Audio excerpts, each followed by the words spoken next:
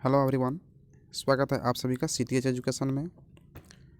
आज हम लोग आईटी सिस्टम में लैब नंबर 4 को देख रहे हैं और प्रैक्टिकल नंबर 4 का जो टॉपिक है हम लोग का install Linux and Windows operating system system on identified lab machine, explore various options, do it multiple times.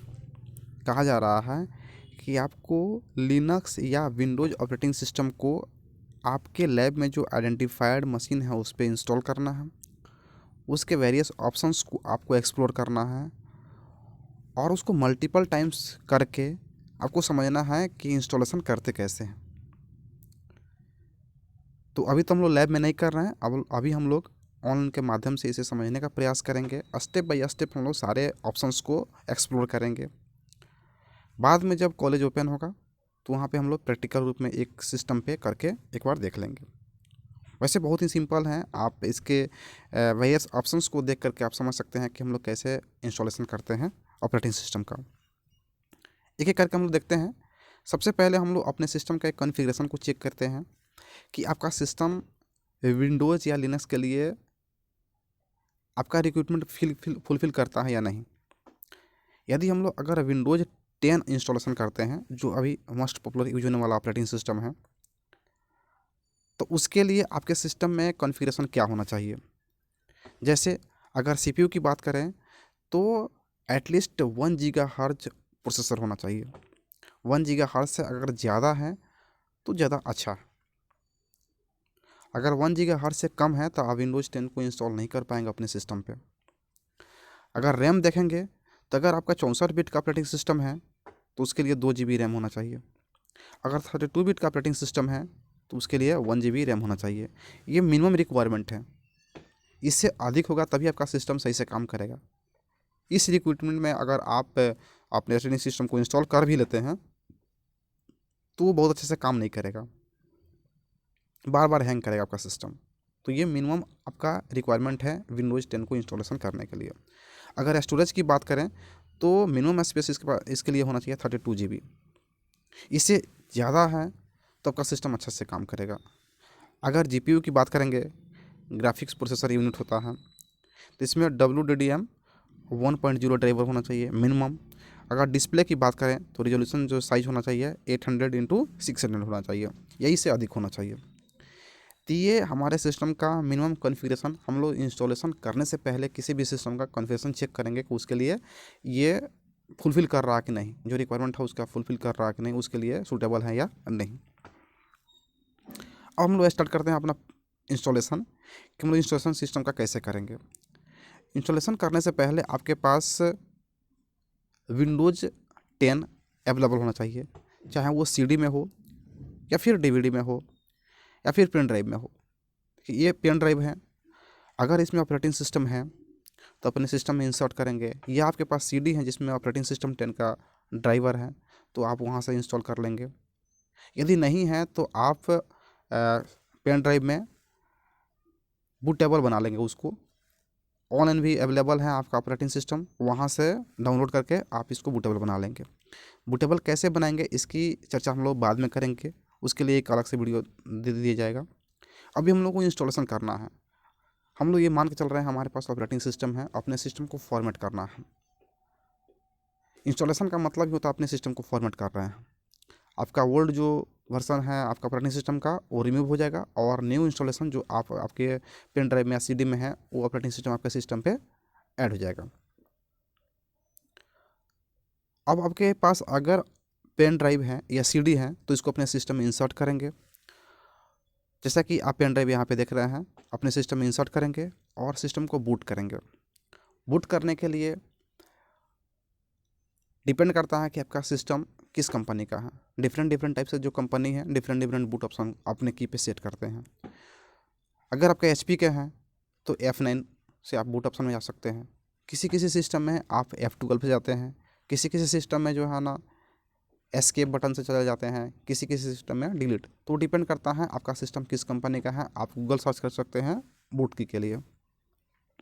अगर आप अपने पेन ड्राइव को इंसर्ट कर लेते हैं अपने सिस्टम में, उसके बाद आपका स्टेप जो है ना स्टार्ट होता है। स्टेप फर्स्ट, स्टेप फर्स्ट में यही कहा जा रहा है कि boot your computer using the installation disk या यूएसबी या फिर आईएसओ फाइल।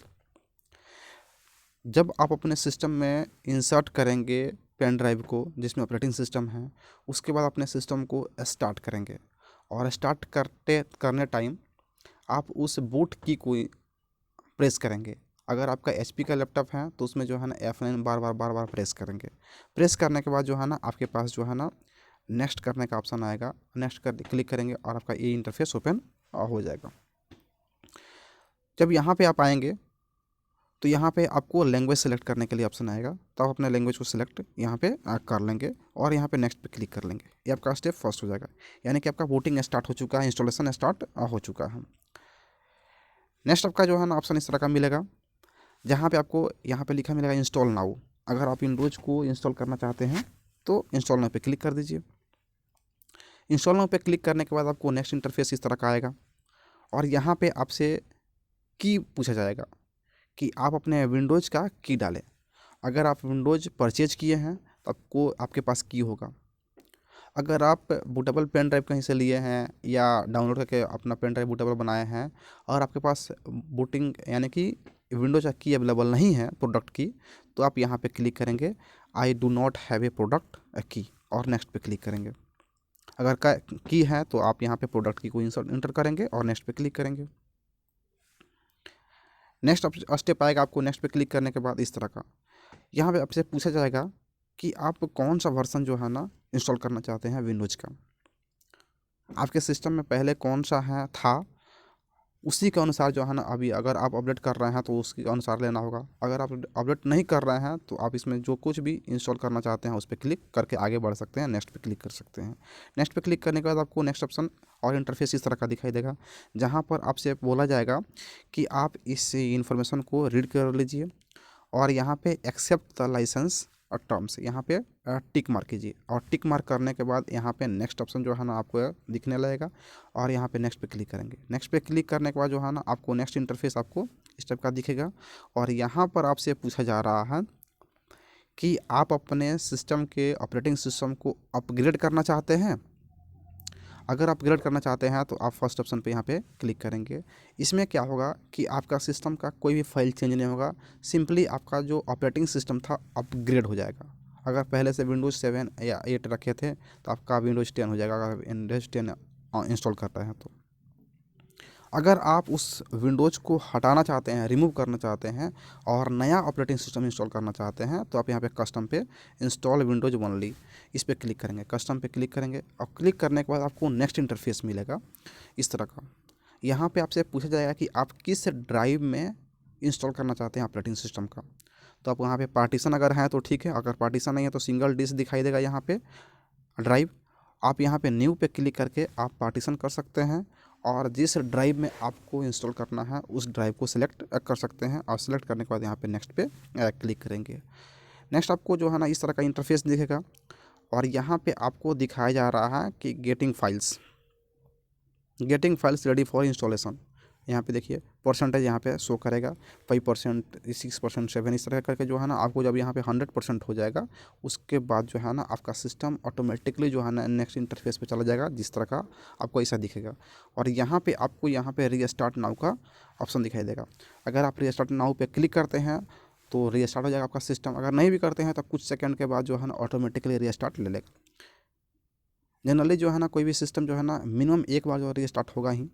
कुछ सिस्टम जो है ना 2 या 3 बार जो है ना अपने इंस्टॉलेशन को जो है ना वेरीफाई करते हैं, बार बार रीइंस्टॉल करके जो सिस्टम में ऑपरेटिंग सिस्टम अच्छे से इंस्टॉल हो गया है, वर्क कर रहा है, तो उसके लिए 2-3 बार जो है ना वो रीस्टार्ट ऑटोमेटिकली होने लगता है। और रीस्टार्ट होने के बाद जो है ना फाइनली जो है ना आपका इस तरह का इंटरफेस दिखेगा और यहाँ पे दिखाएगा आपको गेटिंग रेडी, यानी कि आपका सिस्टम जो है ना कम्प्लीटली इंस्टॉल हो चुका है ऑपरेटिंग सिस्टम। आप यहाँ से रेडी हैं। अब यहाँ पे कुछ कस्टमाइजेशन का ऑप्शन मिलेगा आपको, जिसमें आपसे पूछा जाएगा कि जो आप यूज़र नाम डालना चाहते हैं तो यूज़र नाम डालिए। अगर आप चाहते हैं कि इसमें कुछ नेम और पासवर्ड ईमेल आईडी इंसर्ट करें तो आप इंसर्ट कर सकते हैं, और नहीं तो आप स्किप बटन लेकर के आगे बढ़ सकते हैं और आपका सिस्टम जो है ना कम्प्लीटली रेडी हो जाएगा यूज़ करने के लिए। तो ये कम्प्लीटली हम लोग जो अभी आप स्टेप देखे ये 10 स्टेप हैं जहाँ से आप ऑपरेटिंग सिस्टम को इंस्टॉल कर सकते हैं। देखिए स्टेप 1 में यहाँ पे आप लैंग्वेज सेलेक्ट करेंगे, स्टेप 2 में जो है इंस्टॉल नाउ पे क्लिक करेंगे, स्टेप 3 में आप यहाँ पे की है तो इंसर्ट करेंगे, की नहीं है तो आई डोंट हैव प्रोडक्ट की पे क्लिक करके आप आगे बढ़ सकते हैं। और यहाँ पे आपको सिलेक्ट करना है कौन सा वर्सन ऑपरेटिंग सिस्टम का इंस्टॉल करना चाहते हैं, नेक्स्ट पे क्लिक करेंगे। यहाँ पे आपको टर्म्स एंड कंडीशन को आपको एक्सेप्ट करना है और आगे बढ़ जाना है।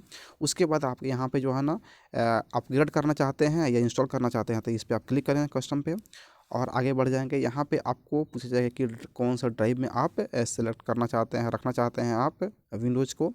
उसके बाद आपका यहाँ पे इंस्टॉलेशन होगा, कुछ टाइम यहाँ पे लगेगा और यहाँ से आप आगे बढ़ेंगे तो रिस्टार्ट होगा सिस्टम और उसके बाद जो है ना आपका गेटिंग रेडी शो करना शुरू हो जाएगा।